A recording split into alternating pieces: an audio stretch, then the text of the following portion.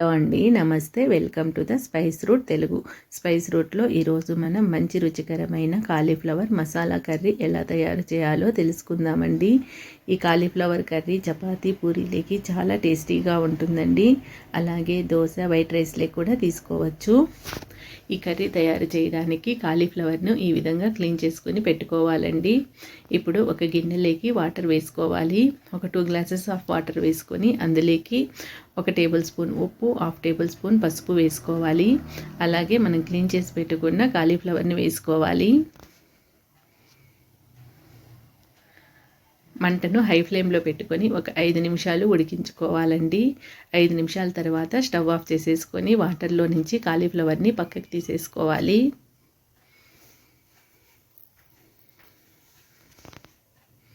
ఇప్పుడు స్టవ్ మీద ఒక బాండీ పెట్టుకొని ఒక 2 టేబుల్ స్పూన్ల ఆయిల్ వేసుకోవాలండి. అందులోకి ఒక బిర్యానీ ఆకు, అలాగే ఒక 2 మీడియం సైజు ఉల్లిపాయలను కట్ చేసుకుని వేసుకోవాలి. వీటిని కొద్దిగా ఫ్రై చేసుకోవాలండి. కొద్దిగా ఫ్రై అయిన తర్వాత ఒక 8 నుంచి 10 వరకు జీడిపప్పులను వేసుకోవాలి. ఈ కర్రీకి జీడిపప్పులు వేసుకోవడం వలన గ్రేవీ చాలా టేస్టీగా ఉంటుందండి. అలాగే ఒక 3 టమాటాలను మీడియం సైజువి కట్ చేసుకుని వేసుకోవాలి. ఇవన్నీ బాగా మెత్తగా మగ్గే వరకు ఫ్రై చేసుకోవాలండి. ఈ విధంగా ఫ్రై అయిన తర్వాత వీటిని ఒక ప్లేట్లోకి తీసేసుకోవాలి. ఒక ప్లేట్లోకి తీసుకుని వీటిని బాగా చల్లారనివ్వాలండి. ఇవి చల్లారేలోపు అదే బాండీలోకి మరొక టేబుల్ స్పూన్ ఆయిల్ వేసుకోవాలి. మనం ఉడికించి పెట్టుకున్న కాలీఫ్లవర్ని వేసుకొని ఫ్రై చేసుకోవాలండి. వీటిని ఎక్కువసేపు ఫ్రై చేసుకోవాల్సిన అవసరం లేదు. సిమ్లో పెట్టుకొని ఒక 2 నిమిషాలు ఫ్రై చేసుకుంటే సరిపోతుంది.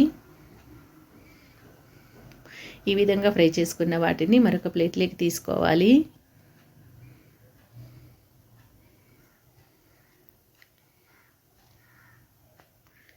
ఇప్పుడు మనం మిక్సీ జార్లోకి ఒక చిన్న అల్లం ముక్క, ఒక 6-7 వెల్లుల్లిపాయలు, 2 ఇలాచీలు, 4 లవంగాలు, కొద్దిగా దాల్చిన చెక్క వేసుకోవాలండి. అలాగే మనం చల్లార పెట్టుకున్న ఉల్లిపాయలు, టమాటాలను కూడా వేసుకోవాలి. వీటన్నిటిని బాగా మెత్తగా పేస్ట్ లాగా చేసుకోవాలండి. ఇప్పుడు స్టవ్ మీద బాండీ పెట్టుకొని మరొక 2 టేబుల్ స్పూన్ల ఆయిల్ వేసుకోవాలి. ఒక 1/2 టేబుల్ స్పూన్ జీలకర్ర వేసుకొని ఫ్రై చేసుకోవాలండి. ఇప్పుడు అందులోకి మనం మిక్సీ పట్టుకున్న మసాలాను కూడా వేసుకోవాలి. ఈ మసాలాలో నుంచి ఆయిల్ బయటికి వచ్చే వరకు సిమ్లో పెట్టుకుని ఫ్రై చేసుకోవాలండి.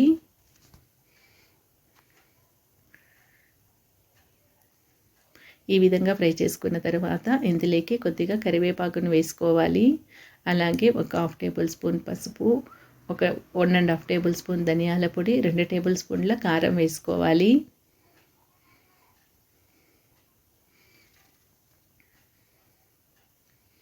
ఇప్పుడు దీనంతటిని బాగా కలిసే విధంగా ఒకసారి కలుపుకోవాలండి.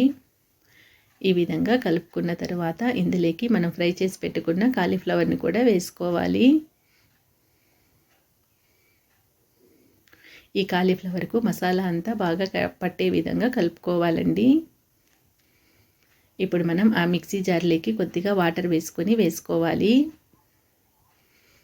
ఈ వాటర్ వేసుకున్న తర్వాత కూరనంతటిని ఒకసారి బాగా కలుపుకోవాలండి.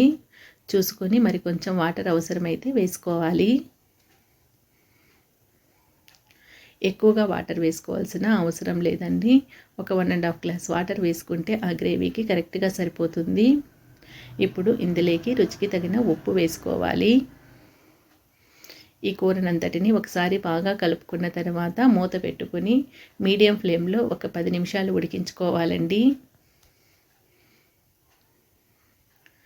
10 నిమిషాల తర్వాత మూత తీసి కూరనంతటిని ఒకసారి బాగా కలుపుకోవాలి.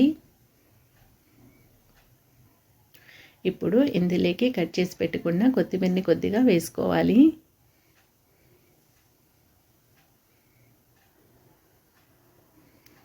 అలాగే ఒక టేబుల్ స్పూన్ కస్తూరి మేతిని చేతిలోకి తీసుకొని ఈ విధంగా నలుపుకుంటూ వేసుకోవాలండి. మరొకసారి కూరనంతటిని ఒకసారి బాగా కలుపుకున్న తర్వాత స్టవ్ ఆఫ్ చేసేసుకొని చల్లారనివ్వాలండి. ఇది చల్లారిన తర్వాత మరి కొంచెం గ్రేవీ చిక్కబడుతుంది. అంతేనండి, ఎంతో టేస్టీగా ఉండి గోబీ మసాలా కర్రీ రెడీ అయిపోయింది. ఇది చపాతీలేకి, దోశలేకి, వైట్ రైస్లేకి, అలాగే వెజిటేబుల్ రైస్లేకి కూడా చాలా టేస్టీగా ఉంటుందండి. ఈ వీడియో